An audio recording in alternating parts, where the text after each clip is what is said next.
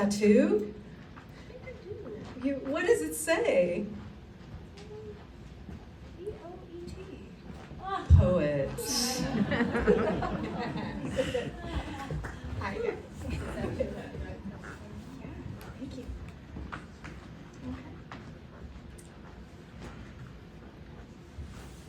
I am a canary in a coffee shop, sensing every change in the air around me and singing my inherited song of concern. I come from a long line of talkers and worriers, people who sat at the kitchen table for hours with their Fire King and Crestware mugs full of drip. Stories streamed out of their mouths the way the water ran out of my great-grandparents' spun coffee maker. Their cautionary tales trickled into my cup, and every time I take a sip, I feel like I've lived a million lives.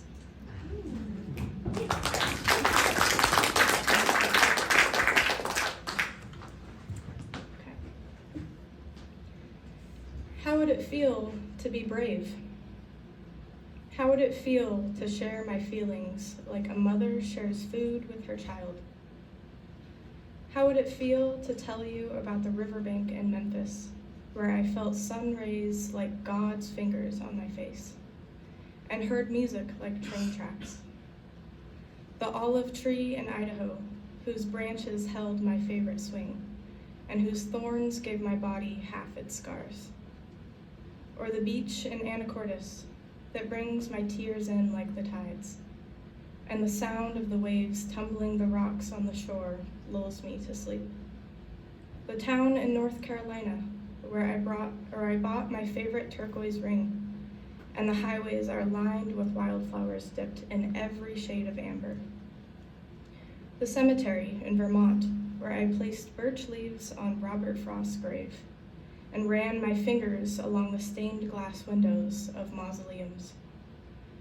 The classroom in Everett, filled with monsteras and arrowhead plants, where my hands first held the sandpapery grind of clay spinning on the wheel.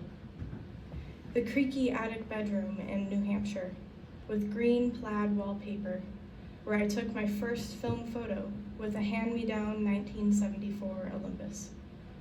The field of Queen Anne's lace and concrete, where I sat playing guitar as falling raindrops sparkled like fireflies in the light of a mustard yellow sunset. The antique store in New York, where I bought a blue glass inkwell and saw my ghostly reflection in an oak-framed Victorian mirror. How would it feel to not be afraid of the words that tumble out of my mouth and into the hands of another? How would it feel to be brave?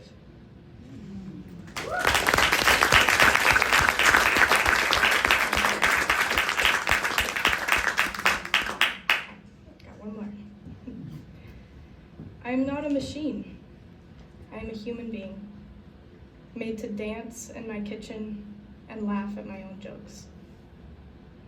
I'm made to walk amongst the old-growth cedar trees and look for honeysuckle flowers and ladybugs, to see herons perched on the shoreline, and to cry when I listen to Townes Van Zandt, to prick my finger on my cactus every time I water it, and burn my tongue on freshly made coffee, to bundle up in a blanket just pulled from the dryer, to kiss my dog and hug my mom.